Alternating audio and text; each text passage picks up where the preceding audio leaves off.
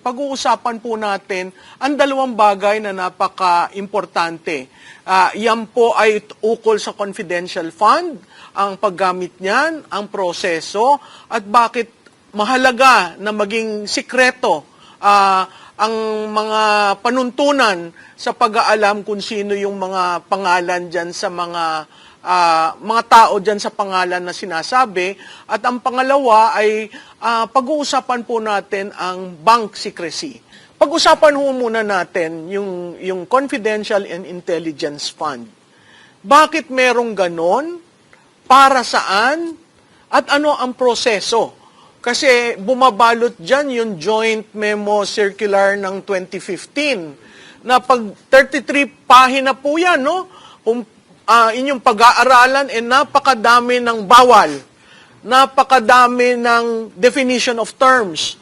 At ang kalakip po dyan ay ang mga forms para mo gawin yung iyong quote-unquote liquidation na mapapatungo doon at papasa sa COA.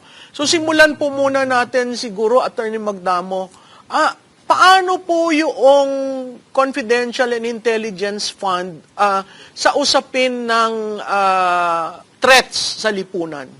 Siguro po, babalik pa tayo sa mas maaga sa 2015 dahil 90s pa yun meron ng confidential fund. Intelligence funds ang tawag. Ang tawag, yes. Na naging confidential intelligence fund, tapos naging confidential fund. Nagtrabaho po ako sa isang tanggapan na kung tawagin ay Office of the Presidential Advisor on the Peace Process. Yung pinakaunang-una na, kumbaga, meron kaming database ng mga rebelde, kutulad ni Kaherik at saka si Dato Alan, no? At yung mga computers namin doon, yung may disket pa ng ganyang kalaki na sinusubuhan pa ng, kung naalala nyo, ganun pa yung computer noon. Ngayon, ganito na lang, siguro masyadong legalistic kung yung mga forms na yan. Isipin nyo lang, halimbawa, kapag yung pasyente ay nagkonsulta sa isang doktor, may sakit. Halimbawa, Dr. Malo, ako may sakit. Kinonsulta ko, diniagnose ako. Pwede ba niyang i-chismis yung diagnosis niya sa sakit ko? O kundi, nagkumpisal ako, halimbawa, imam si Dato Alan, nagkumpisal ako ng kasalanan ko. Pwede ba niyang ibulgar sa buong mundo yung sino mga binabae ko, o kung gano'n. Gano'n yun, sa Katoliko naman, confession ka, gano'n din, no? May mga confidential na bagay. Tapos kapag pinopondohan mo yung rebelde na sumuko at binibigyan mo nung araw 8,000 lang naabutan ko pa yan na wala kang sinorender ng baril, wala kang sinorender ng kahit ano. Lumalaki yan depende sa sinorender mo Pwede bang sabihin sumurrender to yung isang si Katotoy diyan na at nabigyan natin ng confidential fund.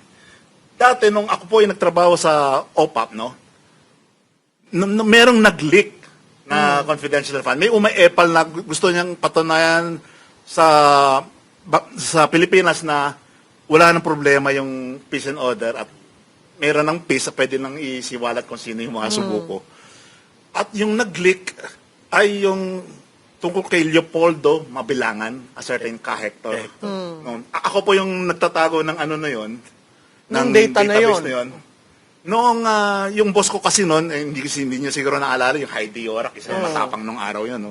Nung pinolitika siya at inalis siya doon at nagkaroon ng bagong boss, kinuha ng bagong boss yung confidential data at nagyabang dahil tatakbo nga naman sa Senado. Sabi na, okay na, may peace talks, pumunta sa Utrecht sa Netherlands at binigay yung data. Listahan. And exactly 32 years ago yun. So, Attorney Gamo, bawal na ibigay ang listahan?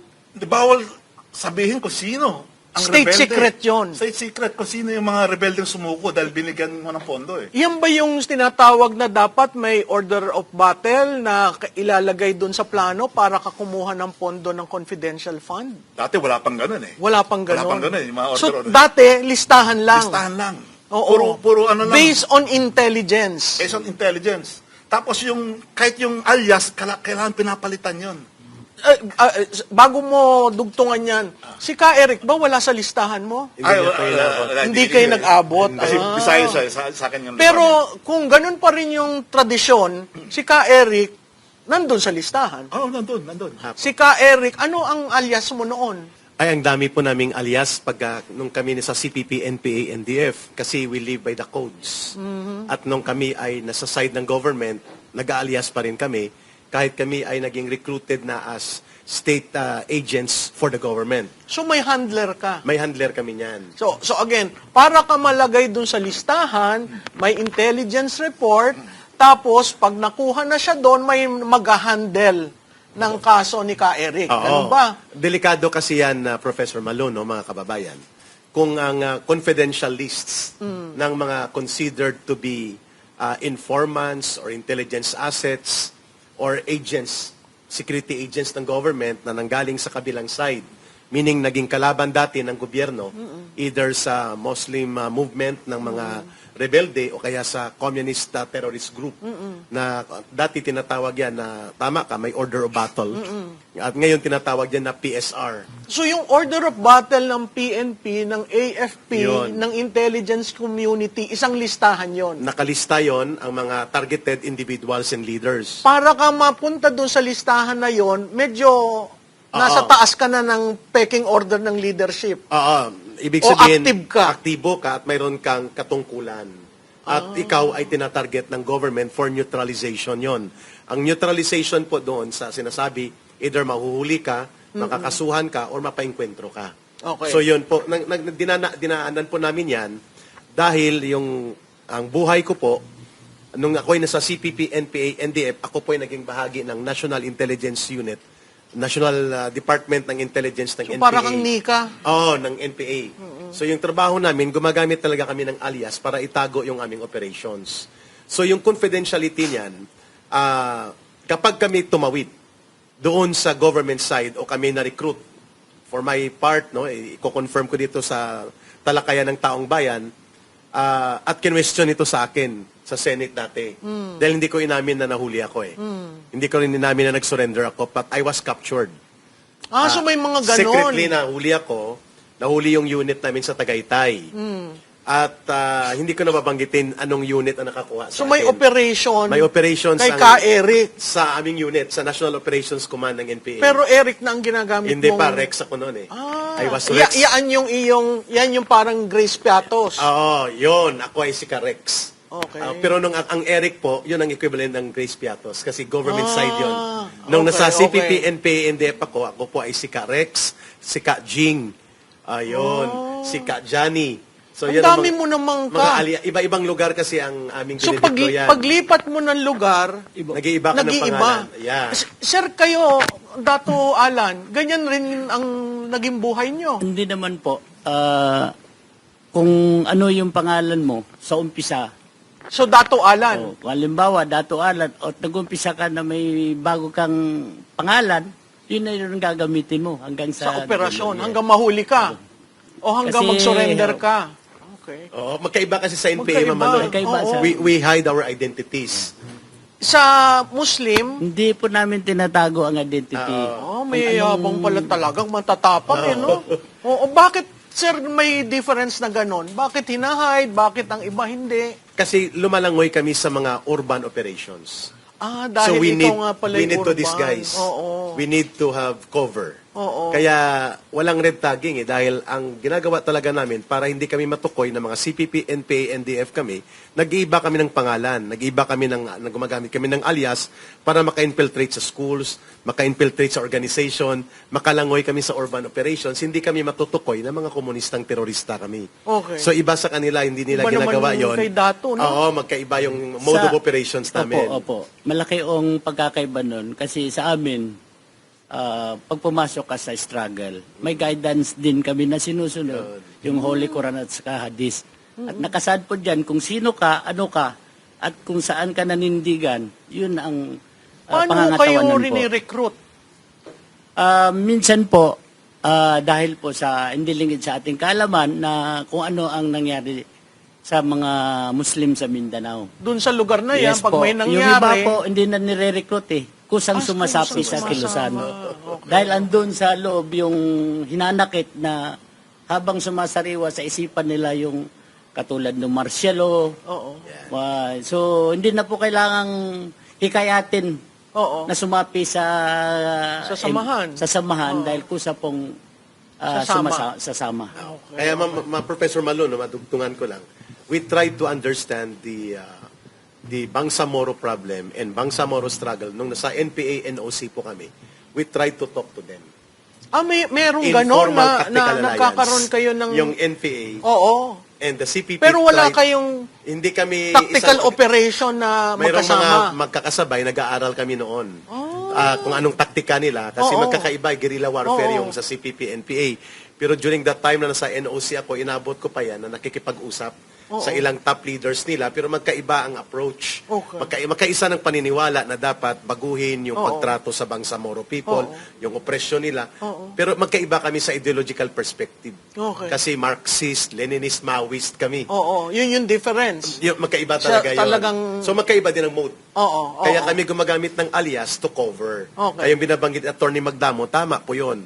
Yung panahon ng unang mga pagbubuo ng peace talks, yung binuo ang tinatawag po na The Hague Declaration, saka yung Utrecht Agreement, ay kasama po doon ang mga pagbibigay ng safe conduct passes at pagbibigay ng aliases. Dapat Okay. tinatago yan para ma-protect kami. Okay. So, balik tayo dun sa confidential fund, no?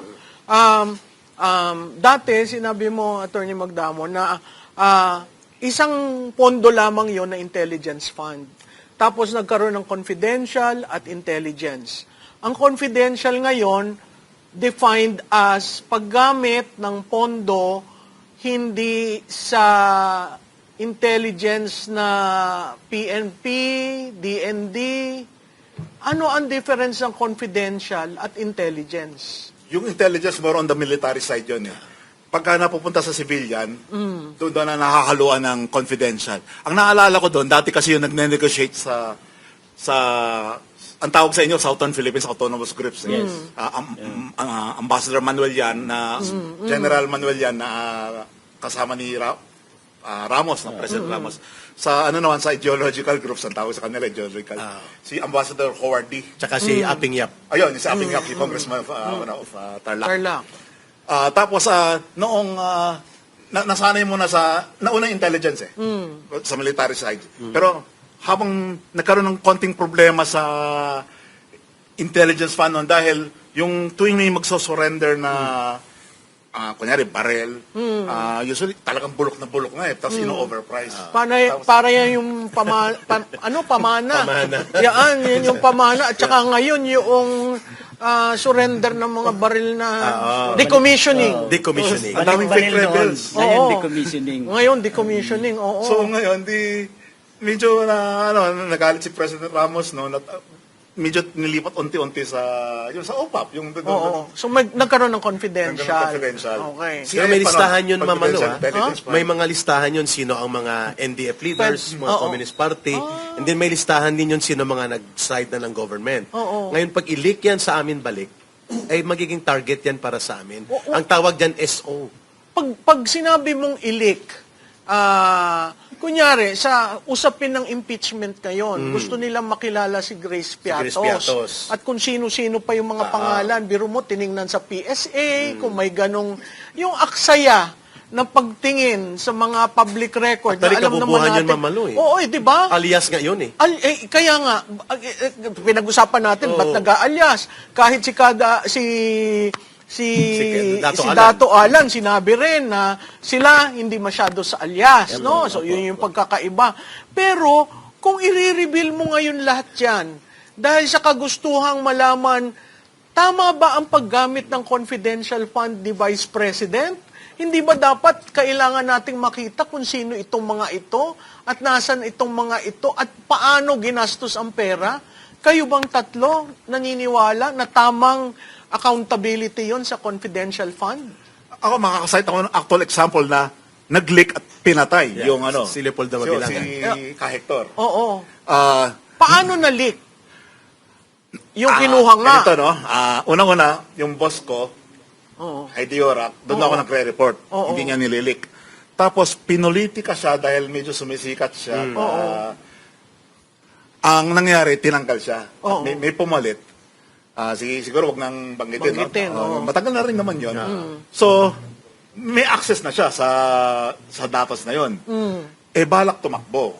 dumakbo para sa Senado. Kasi Senado. Oh, yan, politiko na naman ha, sa mukhang kilala national ko yan. security. Parang kilala ko rin yan. Dumalo sa Netherlands, Oo. nakipagtsikahan-tsikahan with Joma Season, rest in peace, no?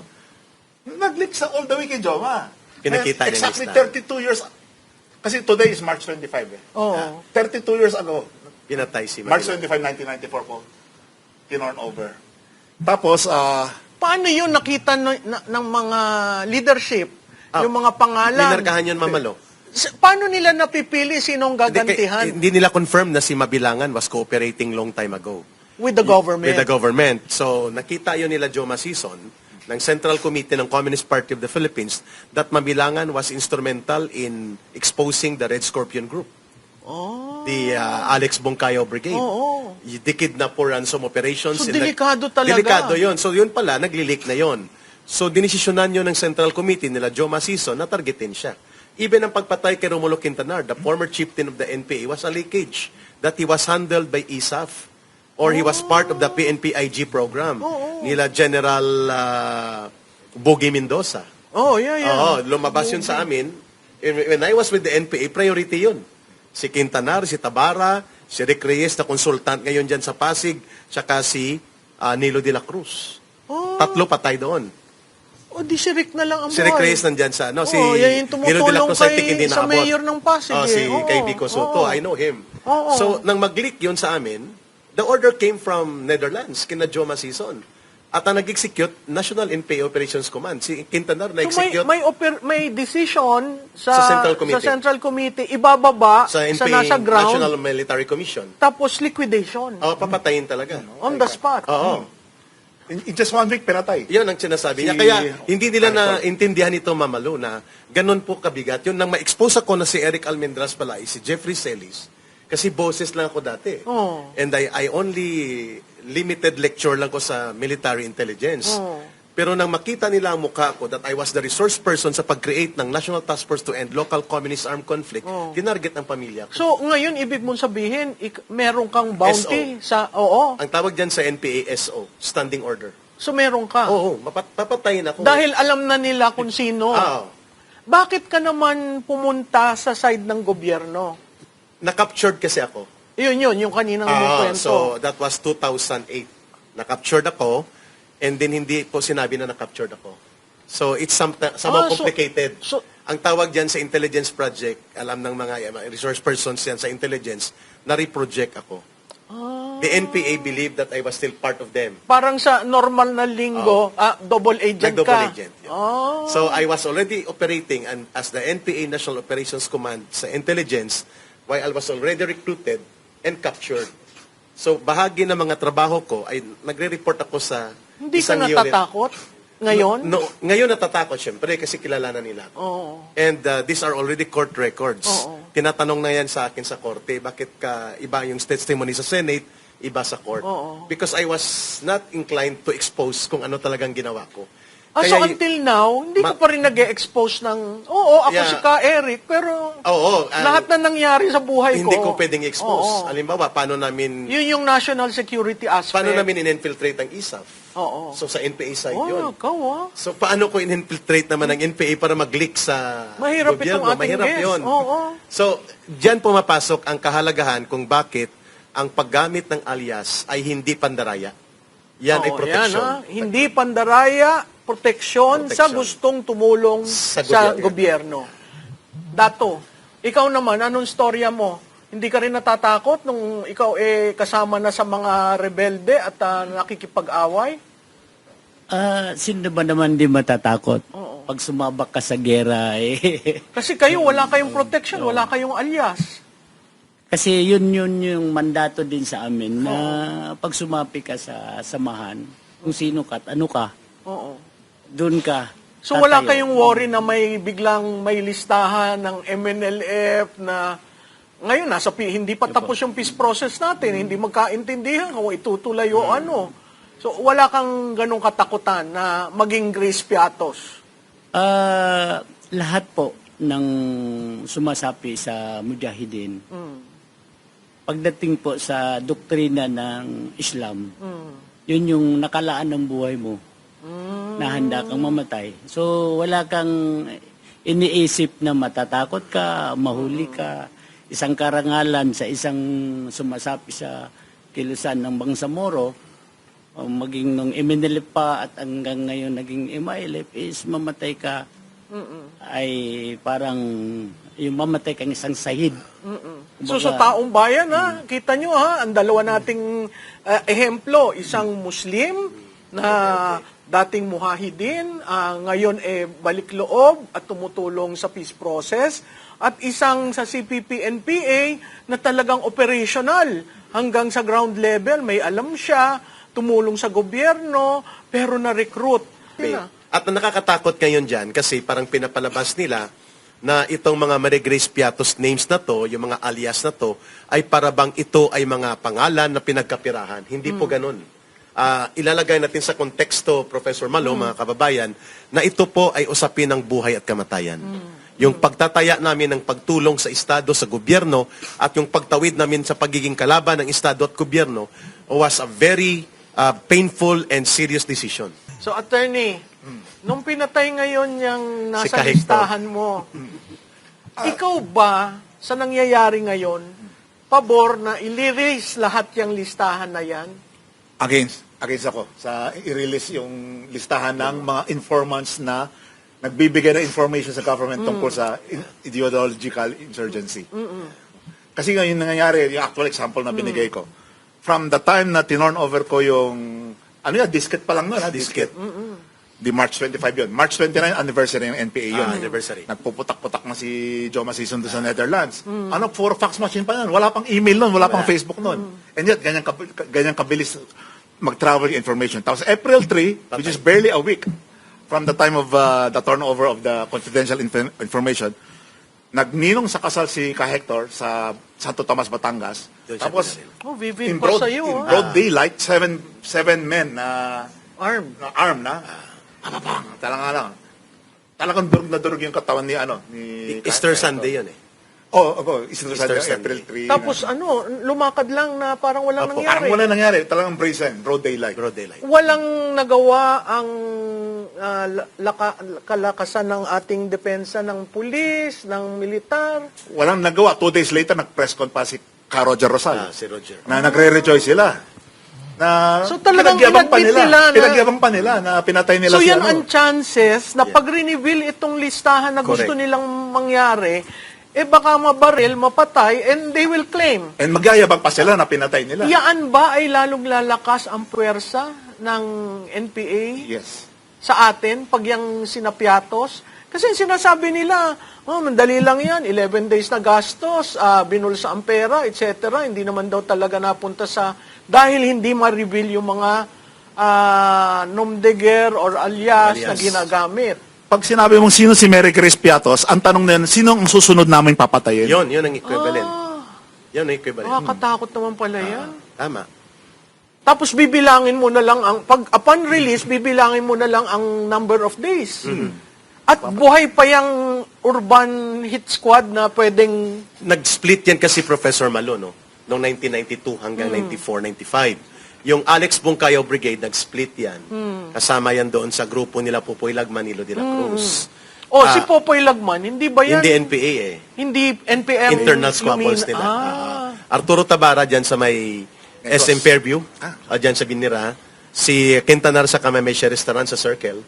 And then si Nilo de la Cruz, hindi ko alam kung suspended ang standing order. Si Rick Reyes lumalabas, hindi siya nagtatago, so baka na-suspend. 4 yan top priority dati. Quintanar was assassinated by the CPP, NPA, NDF because of the leak of information that he was the one in charge to assassinate Joma Sison. Hulik. Galing sa government. Kilala din namin. Hindi ko nasasabihin, nag-retire na siya. Oo. Mataas na position sa government. Ngayon? Noon, Noon. sa intelligence sector din. Kasi bumibili din kami noon ng impormasyon eh. Ang NPA bumibili ng impormasyon sa gobyerno.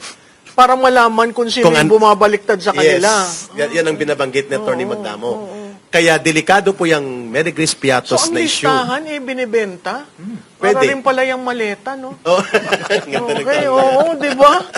Kaya, from the security angle, may problema talaga yan. Ang Hilo Garci, binili Yes. namin yan before pumutok ang Hilo Garci. We know na may Hilo Garci. Oo. We bought Hilo Garci for 300,000 pesos. From the From- administration. Oh, sasabihin ko na, from ISAP. Oo. From MiG-21. Oo. MiG-21 is a special unit of ISAP. Oo. Hindi ko na dadagdagan. Oo, wag mo nang dagdagan at baka hindi nang matapos ang ating show. Dito naman ako kay Kadato, kay Tato ang Alan. No? Sir, kayo, wala pa sa kasaysayan nyo na may namatay na kasapi nyo dahil sa ating pinag-uusapan?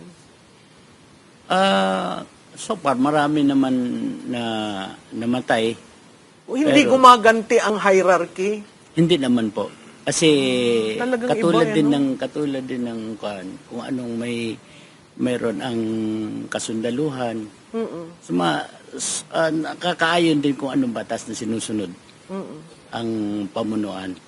So kaya itong pagdating ng BARM, malaking bagay na rin ito sa mga Bangsamoro na nagkaroon ng identity ang mga Bangsamoro Muslim sa Southern Philippines. Kaya ito lang ang panawagan natin na sana paigtingin pa ng mga leader ng Bangsamoro na matiyak ang kapakanan ng mga mamamayan. Okay. Kaya malaking bagay, malaking tulong sa amin itong Bangsamoro Autonomous Region Muslim Mindanao. Okay. Sige, siguro last words dito sa nangyayari na kagustuhan ng House of Representatives na i-reveal Yeah. ng Vice Presidente ang listahan Ng confidential agents. ang confidential agents, kung paano kung sino sila, saan sila nag-operate at magkano ang pondong nabigay sa kanila. Ano ang inyong sentimento tungkol dyan? Ay, nakikita ko doon na ano lang talaga, pure harassment kay Sara. Unang-una, yung amount, kahit na 10 times nyo pa yan. Alam niyo ba, yung binibigay sa yung mga sumusukong rebel na kung saan naging effective yung na-restore yung peace and order, talagang kailangan i-develop mo talaga eh. Yung, hindi lang yung hindi pwede yung ayuda lang. Kinakailangan, kung may farm doon, i-develop mo yon. At hindi lang military solution. yes. Oo, yun ang proof ng NTFL Cup. No? Correct, Oo. Mama Lu. Ridiculously small yung charge kay Sara. Ayun yan, yung nakaka-insulto doon, bakit yun lang? Yung 125 at saka maliit yun.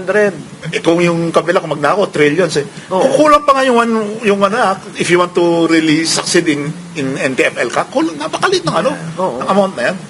Oo. At gusto kong idagdag dyan, Mama Lu, yung confidential fund na pinapatungkol kay Vice President Sara Duterte, yan po ay napakaliit kung ikukumpara sa pananagutan ni Bongbong Marcos, sapagkat ang sa kanya ay 4.5 billion pesos every year. Ano yan?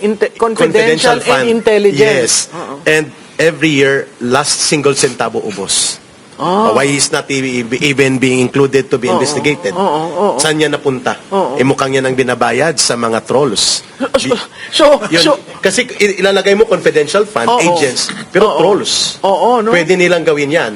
Ay, kasi talagang ang Billions. requirement lang naman ilagay sa envelope na nakasil. Kasi may tinatawag yan na COPLAN. Oo. The COPLAN is covered by IP. Not the Internet Protocol Address. IP is Intelligence Project. Under the IP is COPLAN. Case Operations Plan. Doon ang budget.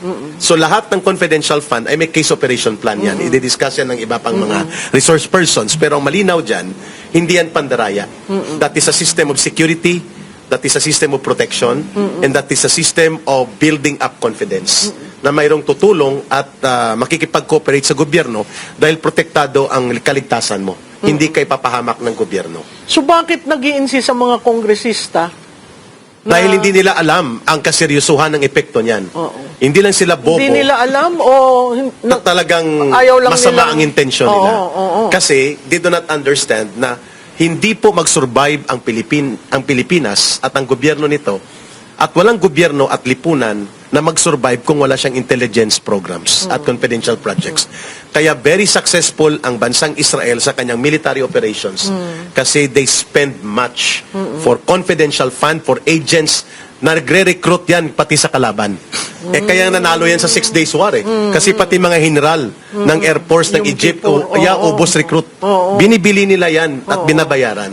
At ganyan po ang kalakaran. Kaya may Mary Grace Piatos yan, may mga pangalan na alias yan kasi bumibili ng impormasyon.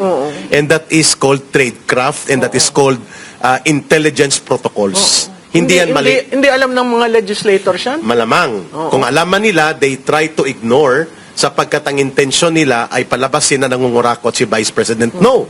Using alias and using the codes ay hindi indication ng corruption. For as long as ang Commission on Audit ay nakakakita na justified and valid at supported by existing projects ang mga expenditure sa confidential fund, yan ay tama. Okay.